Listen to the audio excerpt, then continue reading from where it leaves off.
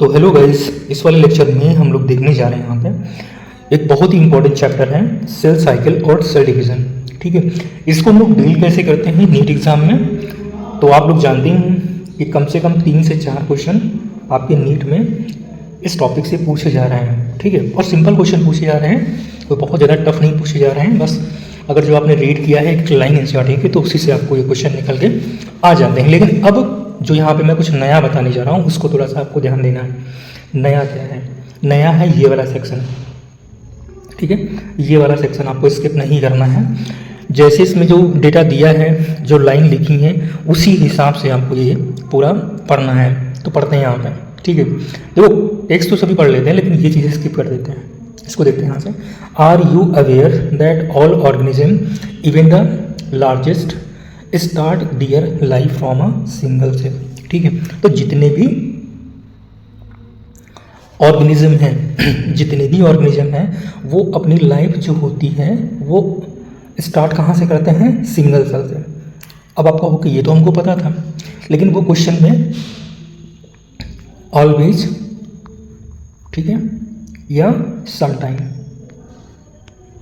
ये पॉइंट डाल के आपसे ये क्वेश्चन बना सकते हैं और कंफ्यूजन करवा सकते हैं। तो आपको हमेशा क्या याद रखना है? ऑलवेज, ऐसा हमेशा होता है। ठीक है, जितने चाहे वो बड़ा सा बड़े हो या छोटे से छोटा हो, सभी ऑर्गेनिज्म अपनी जो लाइफ साइकिल है वो सिंगल सेल से स्टार्ट करता है। ठीक है, यहाँ पे आ जाओ। You may wonder how a single cell then goes on to form such a large organism. बाद में आप आश्चर्यचकित हो जाते हो कि कैसे वो सिंगल सेल एक बड़े ऑर्गेनिज्म में बदल जाती है। तो ये बात भी देखो यहाँ पे बोली है। Growth and reproduction are characteristic of cells. एक सेल का जो कैरेक्टरिस्टिक फीचर होता है वो क्या होता है? ग्रोथ और रिप्रोडक्शन होता है।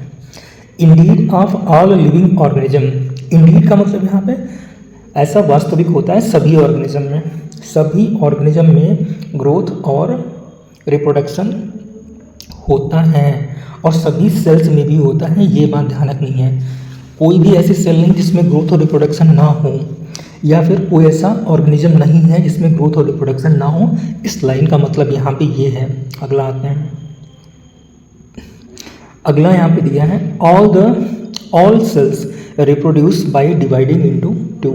जितनी भी सेल्स होती हैं अपने आप को रिप्रोड्यूस करवाती हैं, किसमें? कैसे? 2 में डिवाइड करके।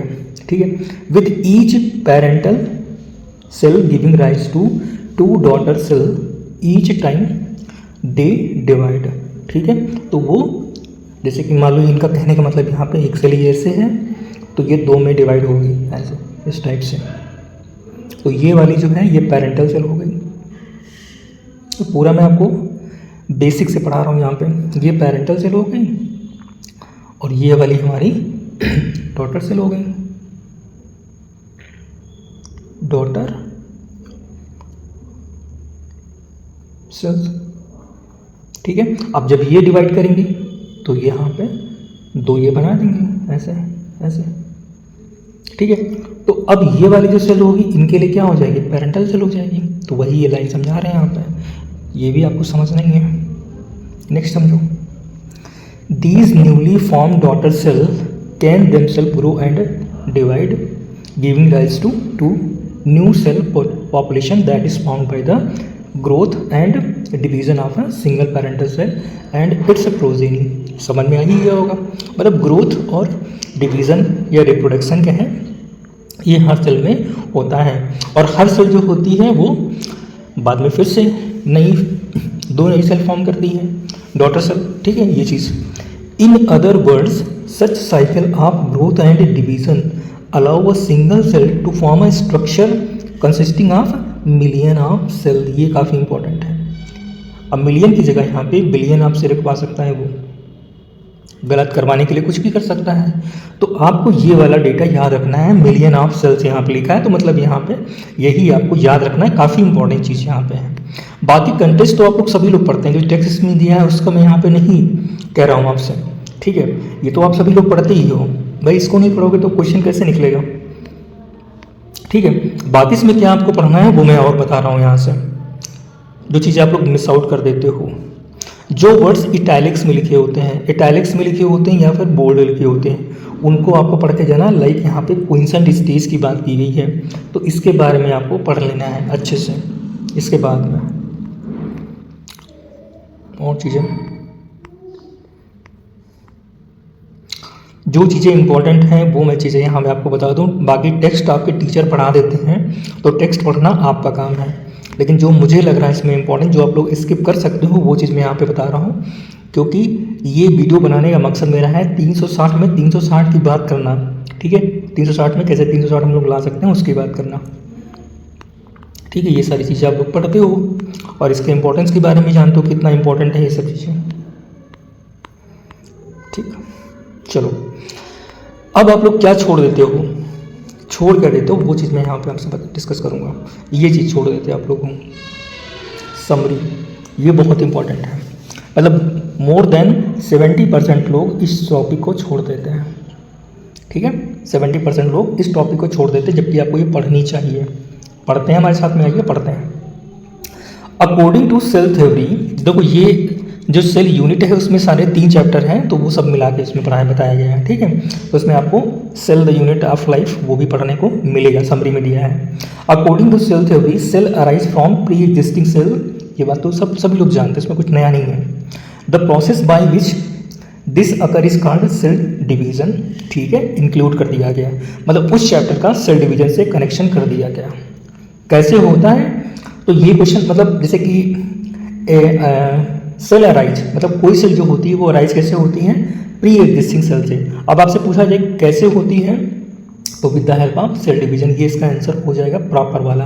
और ये चीज़ आपको कहाँ मिलेगी, ये चीज़ आपको समरी में मिल रही है देखने को यहाँ पे, मतलब 2 चैप्टर का, ठीक है, इंटरकनेक्शन देखने को मिल रहा है। Any sexually reproducing organism start its life from a single cell zygote, zygote जो होता है सिंगल सेल होता है, और जितने भी सेक्सुअल रिप्रोड्यूसिंग ऑर्गेनिज्म हैं उनकी स्टार्ट जो होती है वो सिंगल सेल जाइगोट से ही होती है। Cell division does not stop with the formation of mature organism but continues throughout their life. Cell division जो है, ये नहीं कि सेल डिवीजन स्टॉप हो जाएगी आपकी एक मैच्योर ऑर्गेनिज्म तक, नहीं, कॉन्टिन्यू करती है ये through out it's life cycle. जब तक उसकी जीवन चक्र है तब तक सेल डिवीजन होता रहेगा। The stage through which a cell passes from one division to the next is called the cell cycle. Cell cycle के बारे में यहाँ बताया गया है कि ये एक ऐसी स्टेज होती है जहाँ पे एक cell from one division to the next division तक पास करती है, ठीक। Cell cycle is divided into 2 phase, that is interphase a period of preparation of cell division. आपसे पूछा जाए इंटरफेज क्या होता है, तो सेल डिवीजन का प्रिपरेटरी फेज होता है। और दूसरा क्या होता है, माइटोसिस या M phase, the actual period of cell division, ये जो है हमारी सेल डिवीजन का एक्चुअल पीरियड होता है। इंटरफेज इज फर्दर सब डिवाइडेड इनटू G1S G2, तो इंटरफेज यहाँ पे 3 फेज में डिवाइड किया गया, G1S G2। G1 क्या होता है, G1 phase is the period when the cell grows and carry out normal metabolism, ठीक है। मोस्ट ऑफ द ऑर्गेनेल, काफ़ी इंपॉर्टेंट लाइन देखो यहाँ पे है, ये G1 फेज के लिए यहाँ पे दी है, ये आपको टेक्स्ट में नहीं मिलेगी, इसीलिए समरी बनना इंपॉर्टेंट है। Most of the organelle duplicate also occur during this phase, और ड्यूरिंग दिस फेज का मतलब क्या है यहाँ पे, G1 फेज। मतलब G1 फेज के अंदर आपके जितने भी ऑर्गेनिज्म होते हैं वो डिवाइड करते हैं, मतलब मोस्ट ऑफ ऑर्गेनिज्म, ठीक है। चलिए आगे की बात करते हैं। आगे उन्होंने बोला है जीरो फेज के बारे में। अच्छा, यहाँ पे आ जाओ। इस phase mark the phase of the DNA replication and chromosome duplication. Chromosome का डुप्लीकेशन हो जाता है, मतलब समझो इस चीज़ को, जैसे एक क्रोमोसोम आपका इस टाइप से है, जिसमें ये सेंट्रोमियर हो गया बीच में, और ये इसके 2 आर्म हो गई, सिंगल आर्म, ये सिंगल आर्म है। लेकिन जैसे ही ये इस फेज क्रॉस करेगा, ये इस फेज क्रॉस करेगा, तो क्या होगा,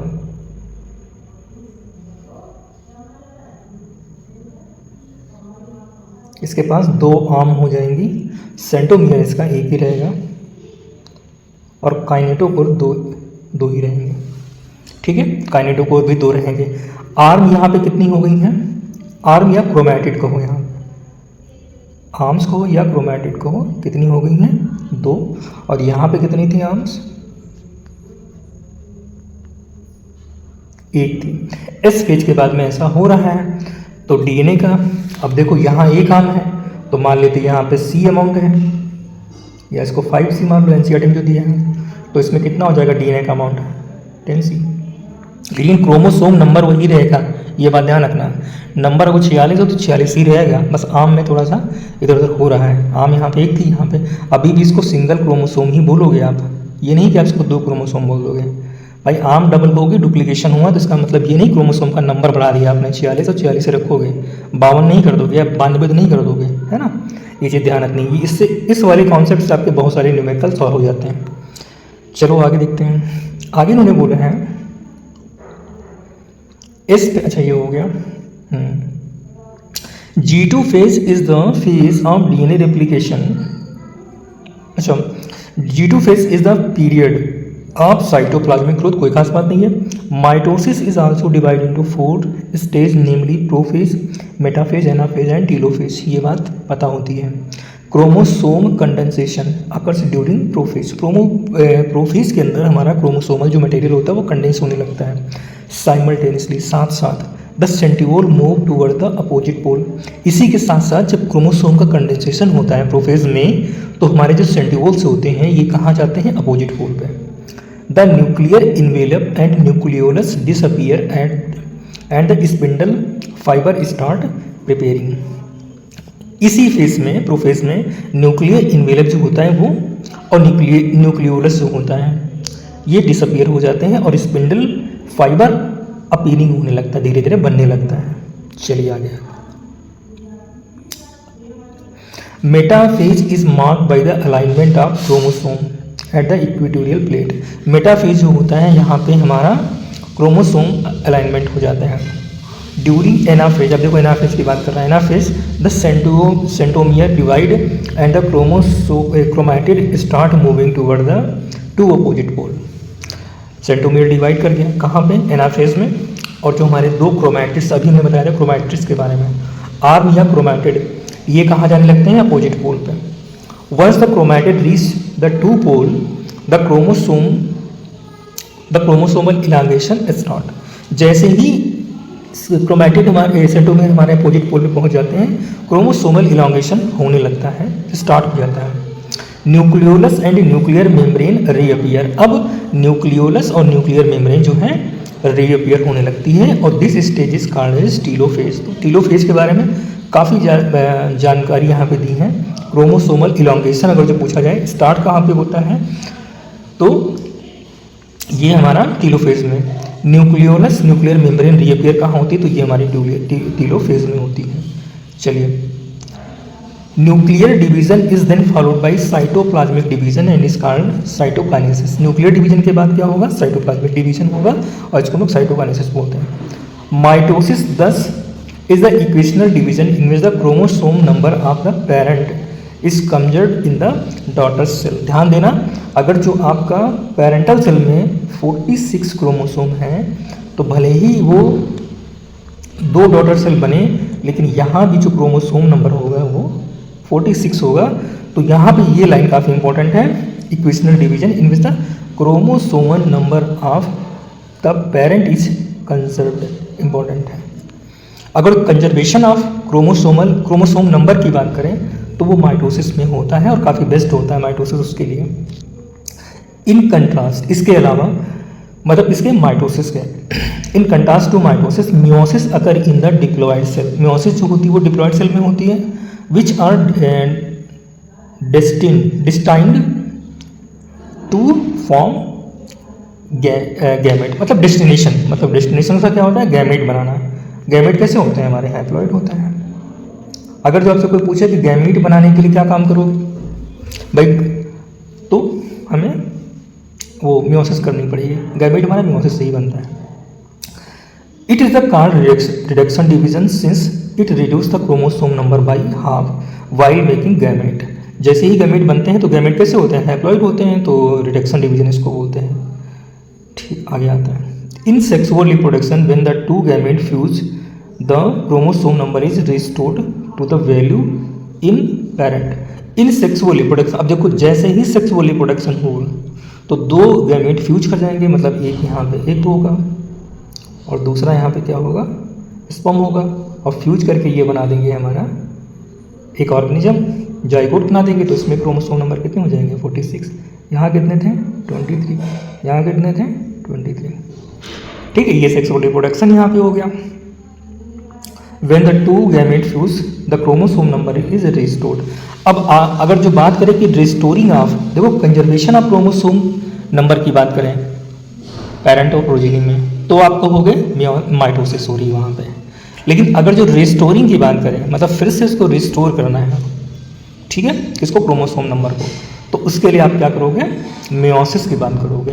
तो ये लाइन पूछ सकते हैं कि रिस्टोरिंग ऑफ क्रोमोसोम नंबर कहाँ पे होता है और कंजर्वेशन कहाँ पे होता है, तो ये बात आपको पता करके रखनी अपनी है। चलिए, एक लाइन काफ़ी इंपॉर्टेंट इसकी है, तो इसीलिए मैं कह रहा हूँ थोड़ा सा ध्यान से देखना इस चीज़ को। Meiosis is divided into two phases, that is meiosis 1 and meiosis 2. In the first meiotic division, homologous chromosome pair to form bivalent and undergo crossing over। ये तो आप जानते हो, prophase, leptotene, zygotene, pachytene, diplotene and diakinesis 5 सब stages में divide होती है। वहीं जाइगोटीन में बाइवेलेंट बनते हैं और क्रॉसिंग ओवर कहाँ पे होती है, पैचाइटिन में। Meiosis first has a long prophase, meiosis first की जो प्रोफेज होती है वो लॉन्ग होती है, which is divided into 5 phases, अभी बताया हमने। These are leptotene, zygotene, pachytene, diplotene and diakinesis. During metaphase first the bivalent arranged on the equatorial plate. जो बाइवेलेंट बने हैं, बाइवेलेंट मतलब वही क्रोमोसोम एक ही है लेकिन उसकी आर्म कितनी हो गई हैं, 2 हो गई हैं, इसको बाइवेलेंट हम लोग बोलते हैं। ठीक है, और ये कहाँ पे अरेंज हो रहे हैं, इक्वेटोरियल प्लेट में। This is followed by anaphase 1 in which homologous chromosome move toward the opposite pole with both their chromatid. वही बात है, each pole receive half the chromosome number of the parents. ठीक, in telophase first the nuclear membrane and nucleus reappear. Meiosis second is similar to mitosis. काम खत्म कर लिया, इन्होंने बोल दिया मियोसिस जो सेकेंड होती है वो माइटोसिस के बराबर होती है। During anaphase 2 sister chromatid separate, मतलब स्प्लिटिंग ऑफ सेंटोमियर। ठीक है, एनाफेज 2 में स्प्लिटिंग ऑफ सेंटोमियर, और एनाफेज फर्स्ट में क्या होता है, separation of homologous chromosome. Thus at the end of meiosis 4 haploid cells are formed. ये बात तो आपको पता होनी चाहिए। चलिए अब क्वेश्चन पे आते हैं। अब देखो क्वेश्चन जो इसमें दिए गए हैं, ये मत कहना कि नीट में अगर जो आ गया तो हम क्या करेंगे वहाँ पे, तो नीट में ऐसे ही आता है। What is the average cell cycle span for mammalian cell, तो यहाँ पे आपको हो गए 24 आवर। ये बात एनसीईआरटी में लिखी है। Distinguish cytokinesis and karyokinesis. Karyokinesis में न्यूक्लियर डिवीजन होता है जबकि साइटोकाइनेसिस में साइटोप्लाज्म का डिवीजन होता है। Describe the event taking place during interphase, तो 3 फेज सब स्टेज होते हैं, that is G1, that is S and that is G2। What is G0 यानी quiescent phase of the cell cycle. अब ढूंढो इसका आंसर आप लोग एनसीईआरटी में पढ़ के। मैंने तो कहा था आपसे जो बोल्ड वाले होते हैं वो काफ़ी इंपॉर्टेंट होते हैं, खतरनाक भी होते हैं। अगला क्वेश्चन देखो, why is mitosis called equational division, क्योंकि पेरेंट और प्रोजेनी में क्रोमोसोम नंबर सेम रहता है 46, मतलब ये ह्यूमन की बात कर रहे हैं 46। ठीक है, बाकी ड्रोसोफिला में 16 होते हैं, 16 होते हैं, 32 होते हैं, ड्रोसोफिला में 32 होते हैं ना, ड्रोसोफिला में चेक करके बताना, 8 होते शायद, 8, हाँ 8 होते हैं, तो 8 रहेगा। ठीक, name the stage of cell cycle at which one of the following event, अगर सबको बताना है। पहले देखो, chromosome are move toward the spindle equator, तो ये कहाँ होता है, मेटाफेज में, पता है। Centromere split and chromatid separate, ये कहाँ होता है, एनाफेज में। Pairing between homologous chromosome takes place, pairing कहाँ पे होती है, जाइगोटीन में। ठीक है, crossing over between homologous chromosome take place, ये कहाँ होती है, पैचाइटिन में। ये दोनों मियोसिस की घटनाएं हैं, ये दोनों माइटोसिस की घटनाएं हैं, तो ये बात आपको ध्यान रखनी है। अब बताना है आपको सिनेप्सिस, बाइवेलेंट, काइज़माटा। तो काइज़माटा जो बनता है ये बनता है हमारा डिप्लोटीन में मियोसिस फर्स्ट की। सिनेप्सिस जाइगोटीन में, बाइवेलेंट जाइगोटीन में होते हैं। ये मियोसिस के तीनों घटनाएं मियोसिस की हैं। मियोसिस फर्स्ट की है, ध्यान देना, और उसमें भी पूछे तो प्रोफेज की। अच्छा, यहाँ पे बोला है कि डायग्राम भी आपको बताना है, ठीक है। तो एक्स शेप जो स्ट्रक्चर होती है दैट इज कियास्माटा। चलिए आगे, how does cytokinesis in plant cell differ from the animal cell. ये बात ध्यान रखनी है। प्लांट सेल में जो सेंट्रीपीटल होती है, सेंट्रीपीटल मतलब टुवर्ड द सेंटर होती है, और जबकि जो एनिमल सेल होती है उसमें सेंट्रीफ्यूगल होती है, ये ध्यान रखना। वैसे पढ़ोगे तो हो जाएगा। Find example where 4 daughter cell from meiosis are equal in size and where they are formed unequal size. तो ये आपसे इनडायरेक्टली ये पूछ रहे हैं कि अनइक्वल मियोसिस कहाँ होती है और इक्वल मियोसिस कहाँ पे होती है। ये क्वेश्चन को पूछा है एनसीईआरटी ने, टेक्स्ट में कहीं जिक्र नहीं किया गया है, तो आपका फर्ज बनता है कि आप इसको गूगल करें अनइक्वल और इक्वल मियोसिस के बारे में, ठीक है। ये चीज़ है। Distinguish anaphase of mitosis and anaphase first of meiosis. Anaphase में क्या होता है, स्प्लिटिंग ऑफ सेंट्रोमियर, लेकिन ध्यान देना, एनाफेज फर्स्ट जो होती है यहाँ पे होमोलोगस क्रोमोसोम का सेपरेशन होता है, ये ध्यान रखना। यहाँ स्प्लिटिंग ऑफ सेंट्रोमियर होती है। चलिए, list the main difference between meiosis and mitosis. ये बच्चों वाला क्वेश्चन है। What is the significance of, तो मुझे तो एक सिग्निफिकेंस लगा था रिस्टोरिंग वो protection of haploid gamete, protection of haploid gamete. और आपको जो लगे तो वो भी आप कर सकते हो, उसमें हो अपनी तरफ से डाल सकते हो। Discuss with your teacher about haploid insect and lower plant where cell division occur and some haploid cell in higher plant where cell division not occur. ठीक है, मतलब क्वेश्चन ये है कि haploid insect and lower plant where cell division occur कहाँ पे होती है, मतलब ये पूछा गया है, ठीक है। And some haploid cells in higher plant where cell division not occur, ये आपको देखना है। अच्छा क्वेश्चन है, आ गया तो फिर कहोगे आउट ऑफ सिलेबस है, क्योंकि दिया नहीं टेक्स्ट में है। चलिए, can there be mitosis without DNA replication in S phase. बहुत अच्छा क्वेश्चन है भाई, ऐसे क्वेश्चन आपके नीट में आ जाते हैं और आपको लगता है कि यार ये क्वेश्चन कहाँ से आ गया। कैन देयर बी माइटोसिस, सोच के बताओ कि क्या ऐसी कोई माइटोसिस होगी जहाँ पे डीएनए रेप्लिकेशन स्पेस में नहीं होता है। अच्छा क्वेश्चन है, अब इसको आप गूगल करो, ठीक है, पूछो।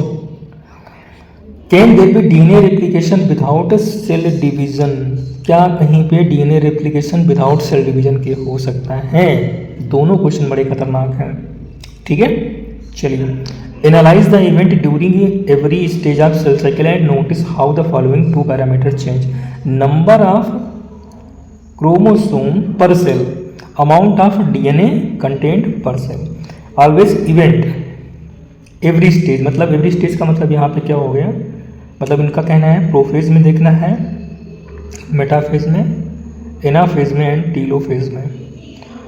चेक यहाँ पे कर लेना एनाफेज में, बाकी यहाँ तक तो सेम रहेगा भाई। अगर जो इतना मैं आपको हिंट दे रहा हूँ, क्योंकि देखो एनाफेज में स्प्लिटिंग ऑफ सेंट्रोमियर होता है, और जब सेंट्रोमियर स्प्लिट करेगा तो आर्म जो है डिवाइड करके अपोजिट पोल की तरफ जाने लगती है। तो मतलब जो अमाउंट डीएनए आपने लिया था, जैसे कि मान लो जीवन में आपका 5C था, जैसे आप एस में आए तो 10C हो गया, क्योंकि वहाँ डीएनए रेप्लिकेशन हो गया।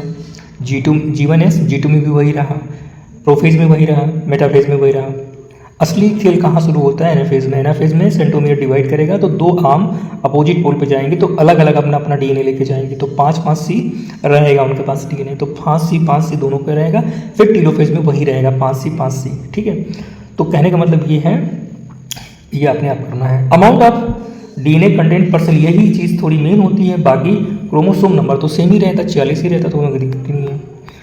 ये चीज़ गाइस काफ़ी इंपॉर्टेंट थी, ठीक है। देखो कितना टाइम लगा मुझे इसमें डिस्कस करने में, इंपॉर्टेंट है, बहुत ज़्यादा इंपॉर्टेंट। देखो यहाँ पे लिखा भी है, meiosis is the mechanism by which conservation of specific chromosome number of each species is achieved across generation in sexually reproducing organism. Specific यहाँ बात की गई है, स्पेसिफिक क्रोमोसोम का कंजर्वेशन होता है, ठीक, चलिए ठीक है। तो गाइज ये मुझे इम्पोर्टेंट लगा, बहुत इम्पोर्टेंट आप लोगों के लिए है। ठीक है, इसमें कुछ ऐसे भी पॉइंट मिले, ऐसे कुछ क्वेश्चन दिखाए मैंने आपको, जो अगर जो नीट ने रख दिए तो आपको लगेगा कि आउट ऑफ सिलेबस ही है।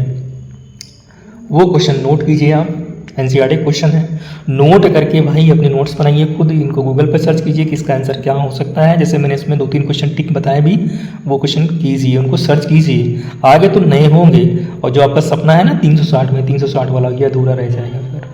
तो सपना अधूरा नहीं रखना है, ठीक है। और हाँ, अगर कुछ नया लगा हो इस वीडियो से आपको तो प्लीज़ कमेंट कर देना। बाकी सब्सक्राइब तो आप अपने मर्जी से ही करते हो, कमेंट लेकिन जरूर कर देना कि हाँ कुछ नया लगा, और लाइक वाइक कर दिया करो तो थोड़ा सा अच्छा भी लगता है। चलिए फिर मिलते हैं नेक्स्ट वीडियो में।